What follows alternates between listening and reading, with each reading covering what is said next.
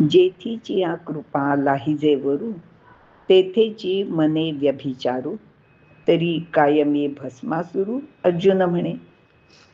ओवी आहे 38वी आणि अध्याय आहे 2. अर्जुन भगवंताला असं म्हणतोय की अरे माझ्या समोर हे भीष्म, द्रोण इत्यादी सगळे माझे उपकार करते आहेत आणि त्यांच्यावर बाण चालवायचा हे काही मला जमणारी गोष्ट नाहीये. ज्यांनी मला लहानाचं मोठं केलं, द्रोणाचार्यांनी तर मला संपूर्ण धनुर्वेदाची शिक्षा दिली आहे आणि पितामह भीष्मांनी तर माझे किती लाड केले आहेत, माझं किती लालन पालन केलं आहे आणि त्यांच्यावरच मी आता काही शस्त्र उगारू का? तर त्याच्या संबंधाने तो एक भस्मासुराचा जो उल्लेख करतोय अर्जुन हा, तर त्याची गोष्ट शिवलीलामृतात आहे आणि ती गोष्ट अशा प्रकारची आहे की एकदा भगवान शंकर कैलास पर्वतावर निवांत बसले होते. सकाळची त्यांची सर्व स्नानादी कर्मे आटोपून आता देहाला लावण्यासाठी त्यांनी भस्म हातात घेतले आणि भस्म चर्चित म्हणजे भस्म हातात घेऊन ते अंगाला लावत असताना एक अगदी छोटासा खडा त्या भस्मात त्यांच्या हाताला लागला. मग त्यांनी तो खडा उचलून असा बाजूला ठेवला आणि आपलं ते भस्म लावण्याचं काम पूर्ण केलं. पण काय झालं म्हणजे अक्षरशः एखादं नवल म्हणतो ना तसंच घडलं. त्याच क्षणी त्या खड्यातून एक असुर उत्पन्न झाला आणि तो भस्मापासून झाल्यामुळे त्याचं नाव भस्मासूर असं ठेवलं गेलं. भस्मासूर हा अगदी शिवभक्तच होता. शिवशंकरांच्या पुढे तो सदैव हात जोडून नम्रपणाने उभा राहायचा. त्यांची आज्ञा झेलण्यासाठी तत्पर होता. खरे तर तसं म्हटलं तर तो त्यांचा एक प्रकारचा मानसपुत्र असल्यासारखाच होता आणि तो खूपच त्यांच्याशी अगदी विनयाने वगैरे असा वागायचा, त्यांची सेवा करायचा, सगळं करायचा. पण तो शेवटी असुर आहे. तर त्याच्या मनात थोडीशी एक वाईट गोष्ट सुद्धा आली. ती अशी आली की ते म्हणाले की भगवंता मला काहीतरी काम द्या ना. मग शंकर म्हणाले की हां, अरे मी तुला एक काम सांगतो की मला सकाळी रोज भस्म लागतं, तर तू मला चिताभस्म आणून दे, कारण तुला माहिती आहे की मी चिताभस्म माझ्या सर्वांगाला लावतो. शंकरांनी सोपवलेली कामगिरी ऐकून भस्मासुराला खरं तर आनंदच झाला. मग तो नित्य नवे चिताभस्म शंकरांना आणून दिला. असे खूप दिवस झाले. शंकर अगदी त्याच्यावर प्रसन्न होते आणि मग काय, आता शंकर आपल्यावर प्रसन्न आहेत असं बघून त्याला थोडाशी अहंकार सुद्धा झाला आणि तो म्हणाला की आता मला एक युक्ती केली पाहिजे. शंकरांच्याकडनं मला वर मागून घेतला पाहिजे. पण सहजासहजी शंकर आहेत, ते काय असा वर देणार आहेत का? तर एक दिवस असाच भस्मासूर शंकरांच्या पुढे हात जोडून उभा राहिला आणि तो म्हणला की देवा, आता काय होतं सांगू का? तुम्हाला रोज नवीन नवीन चिताभस्म लागतं, पण ते आता सगळीकडे मिळत नाही, मला खूप हिंडावं लागतं त्याच्यासाठी.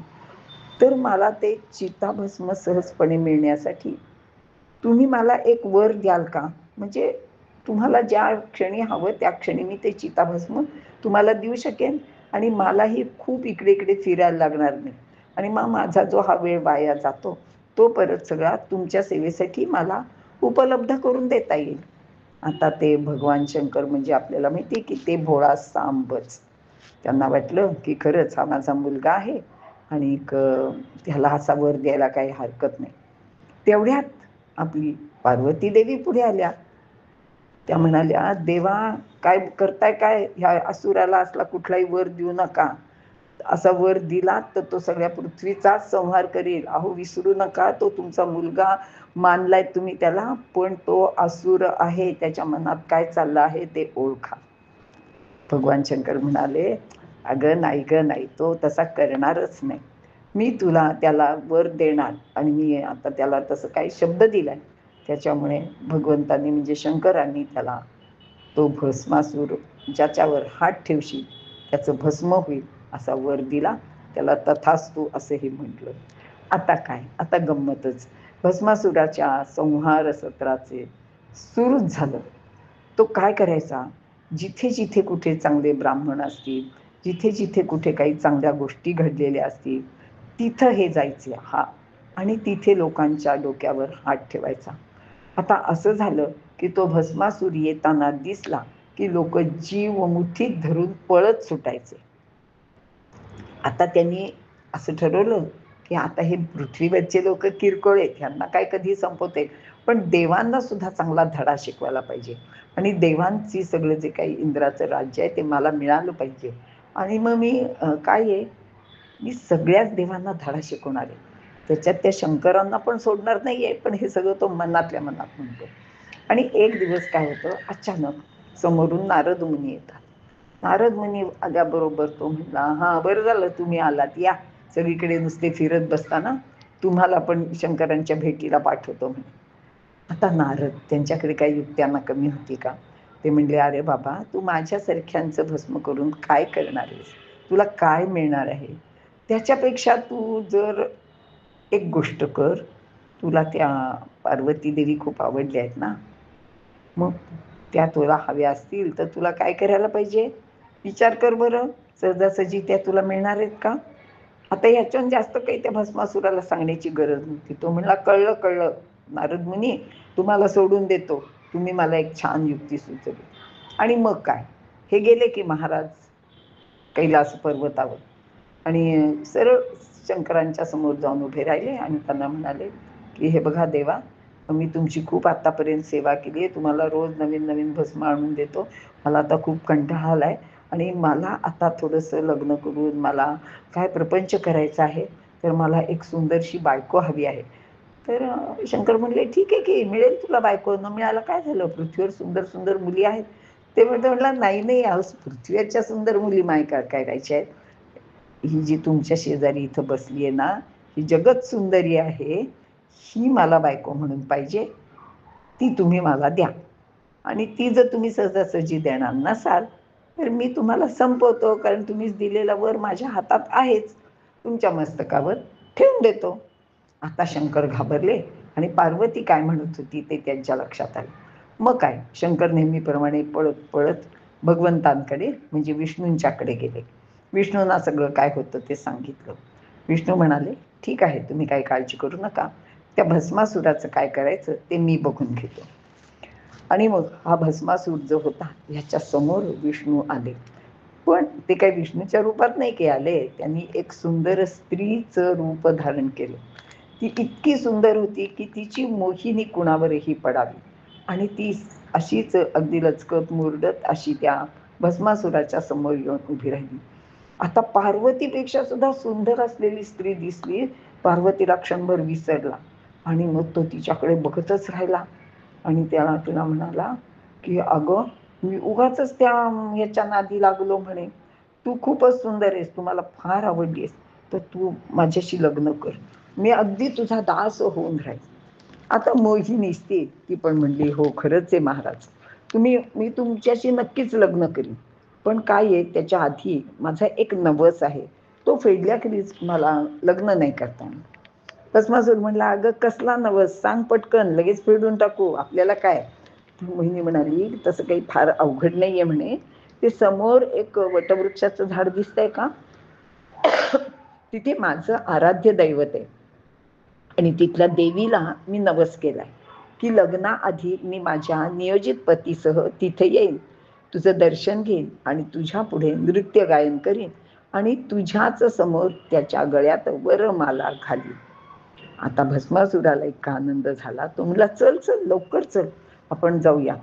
झाली मोहिनी भस्मासुराला घेऊन त्या वटवृक्षाच्या समोर आली. त्यांनी दोघांनी दर्शन घेतले आणि मग काय, मोहिनीने नृत्याला प्रारंभ केला आणि भस्मासुराला म्हणाली की अरे असा नुसता उभा राहू नकोस, मी जसं काही करते तसं तू कर, मी तुला शिकवते कसं करायचं ते. आता त्याला काही असं नृत्य वगैरे करता येत नव्हतं, पण त्या मोहिनीने अगदी त्याला छानपैकी सगळं शिकवलं आणि हाव भाव कसं करायचे, पाय कसे टाकायचे, हात कसे करायचे सगळं सांगितलं. आणि असं करता करता थोडा वेळ गेला आणि ती म्हणाली की हे बघ, माझ्याकडे नीट लक्ष दे, मी जसा जसा जिथे जिथे हात ठेवीन म्हणजे कमरेवर ठेवीन, खांद्यावर ठेवीन, इकडे ठेवीन, तसा तसा तू तुझा हात पण ठेवायचा. आणि मग काय, त्या मोहिनीने नृत्य करता करता एक गंमतच करून टाकली आणि तिने स्वतःचा हात स्वतःच्या मस्तकावर ठेवला आणि आता हा तिच्या अगदी कह्यात गेलेला होता. हिच्याशी कधी मी लग्न करतोय, ही मला कधी मिळेल असं त्याला झालं होतं. तो स्वतःचं अस्तित्वच जवळजवळ विसरला होता आणि हिने डोक्यावर हात ठेवल्याबरोबर भस्मासुराने स्वतःच्या डोक्यावर हात ठेवला मात्र. आणि मग काय अहो मग काय व्हायचं तेच झालं. तत्क्षणी भस्मासुराचं भस्मच होऊन गेलं, त्यात तो जळून गेला. अशी ही मोहिनी होती. आणि मग ह्या मोहिनीला भेटायला स्वतः शंकर तिथे आले आणि त्या दोघांची तिथे भेट झाली. असे हे हरिहर नेहमीच एकमेकांना चांगल्या कारणासाठी किंवा कोणत्याही कारणासाठी भेटत असतात आणि विचार केला तर त्यांच्यात कोणताही भेद नाही, हेही आपण ह्या गोष्टीच्या निमित्ताने लक्षात ठेवायला पाहिजे. कसं आहे की विष्णू हा सगळ्यांचा पालनकर्ता आहे, त्याच्यामुळे तो प्रत्येकाच्या अडचणीच्या वेळी धावून जातो. मग देव असोत किंवा माणसं असोत, विष्णू आपलं ब्रीद कधीच सोडत नाही आणि त्याप्रमाणे तो नेहमीच वागतो. अशी ही भस्मासुराची हकीकत आहे. आणि त्याचंच उदाहरण इथे अर्जुनाने श्रीकृष्णाला द्रोणाचार्यांच्या बाबतीत सांगताना सांगितलंय की त्यांनी मला शिकवलं आणि त्यांनाच मी मारू का, तर मी काही भस्मासुरासारखा राक्षस नेहमी तसं करू शकत नाही. अर्थात अर्जुनाचे जे काही सगळे गैरसमज होते ते आपल्याला माहिती आहे की भगवंतांनी ते हळूहळू सगळे करत दूर केलेले आहेत.